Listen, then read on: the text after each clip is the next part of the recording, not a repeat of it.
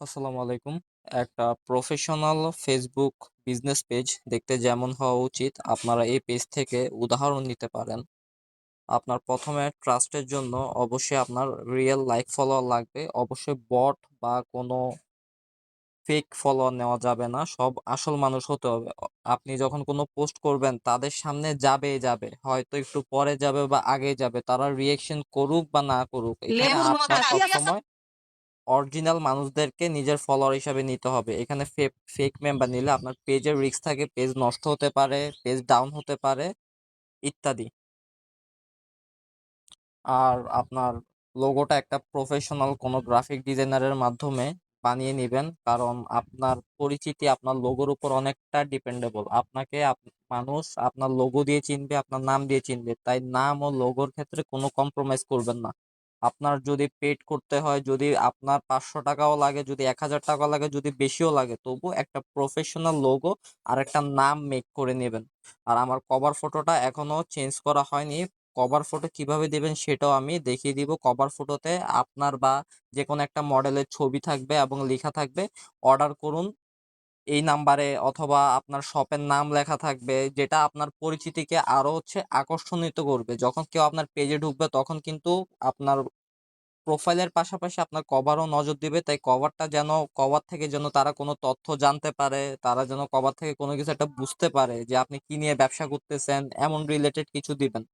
তাহলে কাস্টমার আরো ট্রাস্ট করবে এবং আরো বেশি আকর্ষিত হবে, তখন আপনার সম্পূর্ণ পেজটা তারা ঘেঁটে দেখবে।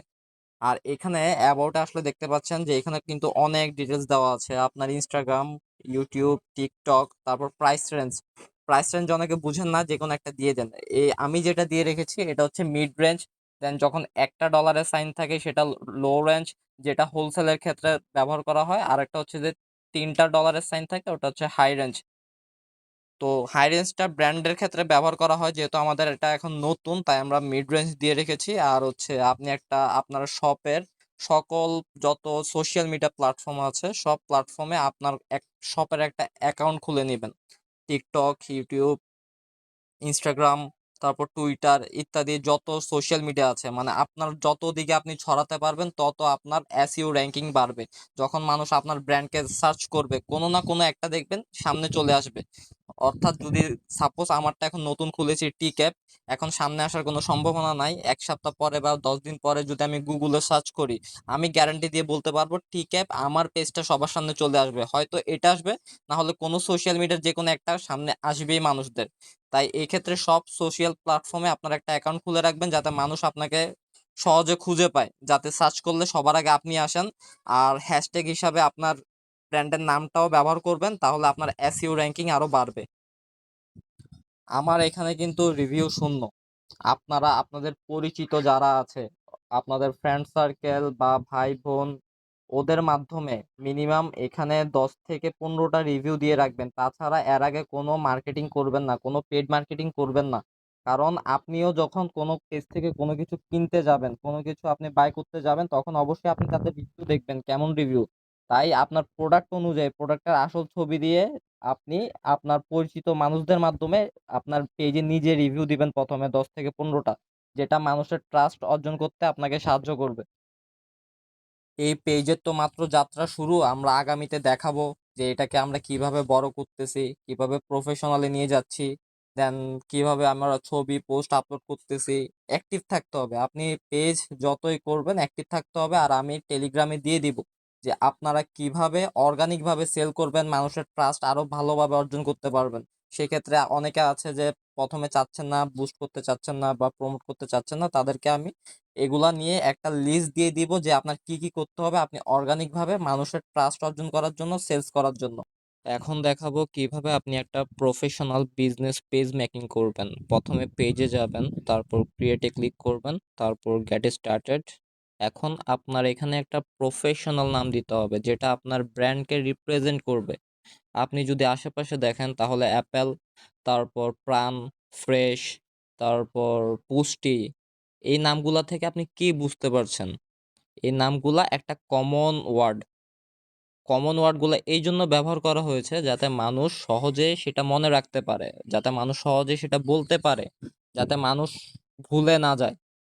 বর্তমানে অনেকে বিজনেসের ক্ষেত্রে এমন এমন নাম দেয় যে ভাই আমারটা ইউনিক হইতে হবে, আমারটা যাতে সম্পূর্ণ ভিন্ন। মানে কত কি মিক্স করে রং ঝং পাকায়, খিচুড়ি পাকায় নাম দেয়, যেটা মানুষ একবার পড়লে জীবনে ওই মানুষটার মনে থাকে না। হয়তো আপনি অ্যাড রান করছেন, মানুষটার সামনে গেছে, এই তখন মানুষটা দেখছে, মানুষটার মাথায় আর থাকবে না যে এই নামে কোনো পেজ ছিল। মানুষটা ভুলে যাবে যে আসলে এটা পেজটার নামটা কি ছিল, আসলে ওদের ব্র্যান্ডের নামটা কি ছিল, ওদের মনেই থাকবে না। তাই আপনার এমন একটা নাম চুজ করতে হবে যেটা মানুষ সহজে মনে রাখতে পারবে, যেটা মানুষ সহজে আশেপাশে, যেটা সাধারণ ওয়ার্ড থেকে নিবেন, যেটা মানুষ সহজে ভুলবে না। ইউনিক মানে এই না যে আপনি অনেকগুলা নামকে একসাথে মিলাই আপনি খিচুড়ি পাকাবেন। ইউনিক মানে এই যে যেটা এখনো ব্র্যান্ড হিসাবে কেউ ব্যবহার করে নাই, সেটা আপনি ব্যবহার করবেন, কিন্তু মানুষ এটা সহজে মনে রাখবে। সো এখন আমি যে পেজটা খুলতে যাচ্ছি এটা হচ্ছে একটা পারফিউম ব্র্যান্ড। তো এটা সকাল থেকেই হচ্ছে আমার টিম মেম্বাররা হচ্ছে চিন্তা করতেছে যে কি এমন নাম দেওয়া যায়। তারা অনেক চিন্তা ভাবনা করে করে আমাকে হচ্ছে 10টা নাম দিছে। 10টা নাম থেকে আমি একটা নাম চুজ করে নিছি, সেটা হলো তিমি। তিমি নামটা কিন্তু আপনারা সবাই জানেন, সবাই চিনেন। এটা কিন্তু একটা মাছ, বড় মাছ। আপনারা হয়তো অনেকে জানেন, আপনারা হয়তো জানেন যে তিমির তেল দিয়ে কিন্তু সুগন্ধি মেক করা হয়। ঠিক আছে? তো ওইখান থেকে হচ্ছে যে আমার টিম মেম্বারদের মাথায় আসছে তিমি। তো এই নামটা আমারও পছন্দ হইছে। আমি ঘেঁটে দেখলাম, নিজেও রিসার্চ করে দেখলাম যে এই নামে কেউ এখনো কোনো পারফিউম ব্র্যান্ড মেক করে নাই। এই নামে পেজ ধরতে গেলে খুব কম। মানে বিজনেস রিলেটেড কোনো পেজ নাই। আরেকটা কথা, আপনারা অনেকে মনে করেন যে একটা পেজ, আপনি একটা নাম সার্চ করছেন, দেন হচ্ছে যে এখানে অনেকগুলা পেজ চলে আসছে। ঠিক আছে? আপনি মনে করেন যে এটা খুব কমন, এই নামে তো পেজ আছে, এই সেই। না রে ভাই, ওইগুলা কমন না। আপনার দেখতে হবে আপনার ক্যাটাগরি কি? আপনি কোন ক্যাটাগরিতে এই নাম ব্যবহার করতেছেন? আপনি আপনার ক্যাটাগরিতে যদি দেখেন যে এই নামে, এই ক্যাটাগরিতে আরো পেজ আছে, তখন ওইটা কমন। কিন্তু আপনার ক্যাটাগরিতে এই নামে কোনো পেজ নাই। অন্য ক্যাটাগরিতে থাকুক, হাজার থাকুক, লক্ষ থাকুক, সেটা আপনার কোনো যায় আসে না। আপনার দেখতে হবে আপনার ক্যাটাগরিতে কি আছে। সো তিমি নামে আমি কোনো এখনো ফ্র্যাগনেন্স কোনো কোম্পানি পাই নাই, তাই আমি চুজ করে নিছি যে আমি আমার কোম্পানির নাম দিব তিমি, যেটা হবে একটা পারফিউম কোম্পানি।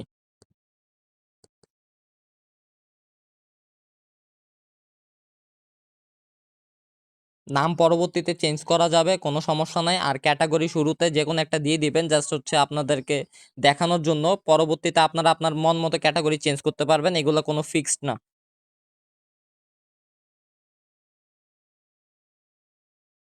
আপনার যদি ইচ্ছা থাকে যে ভবিষ্যতে আপনি ফেসবুক থেকেও ইনকাম করবেন, যে যেটা হচ্ছে মনিটাইজেশনের মাধ্যমে করা হয়, সেক্ষেত্রে আপনি create content and connect with fans দিবেন।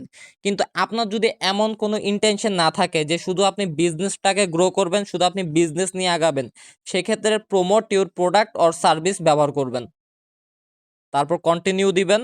তারপর এই যে আমাদের পেজ তৈরি হয়ে গেছে। এখন দেখেন এখানে কিন্তু অনেক কাজ বাকি আছে। অনেকে মনে করবেন যে এখন হয়তো কাজ শেষ, পেজ তৈরি হয়ে গেছে, প্রোডাক্ট আপলোড দিব, বুস্ট মারবো, শেষ। না, এখনো অনেক কাজ বাকি আছে। এটা মাত্র নতুন আমাদের স্টার্ট হলো। তারপর নেক্সটে যাব, তারপর ডানে যাব। এই হলো আমাদের ইন্টারফেস পেজের। নিড ওয়ার্ক, এখানে অনেক কাজ করা বাকি আছে। তো আপনার এটা সম্পূর্ণ কাস্টমাইজ করতে হবে। তো এখানে সিমোর অপশন থেকে এসে আপনার এখানে যে যে তথ্যগুলো ওরা চাচ্ছে এগুলা দিয়ে দিবেন। যেটা রেড দেখাচ্ছে এটা গ্রিন করে নেবেন। এই যে পেজ হেলথ, এটা গ্রিন করে নেবেন, তাহলে আপনার এঙ্গেজমেন্ট বেশি হবে, মানুষের কাছে এটা বেশি পৌঁছাবে, রিকমান্ডেড হবে, সেক্ষেত্রে আপনার বিজনেস অর্গানিকভাবে গ্রো করবে। আমাদের এই ব্র্যান্ডের জন্য এখনো লোগো মেক করা হয় নাই। আমি গ্রাফিক ডিজাইনারকে দিয়ে রেখেছি। আপনারা হচ্ছে যে আপনাদের যদি কোনো পরিচিত গ্রাফিক ডিজাইনার না থাকে বা প্রফেশনাল কেউ না থাকে, তাহলে আমাকে জানাবেন। আমি যার মাধ্যমে ডিজাইন করাই, আমি যাকে দিয়ে আমার সবকিছু করাই, তার ডিটেলস আমি আপনাদেরকে দিয়ে দিব।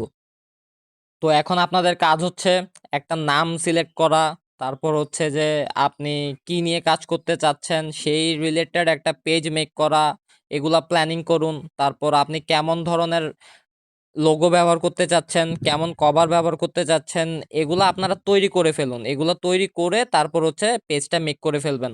লোগো তৈরি হয়ে গেলে, আমার কভার ফটো তৈরি হয়ে গেলে, যখন আমাকে আমার ডিজাইনার আমাকে যখন এগুলা দিবে, তখন আমি আবার রেকর্ড করে আপনাদেরকে দিব যে কিভাবে আমি সব সেট আপ করতেছি, সম্পূর্ণ এটাকে একটা প্রফেশনাল লুক দিয়ে দিব।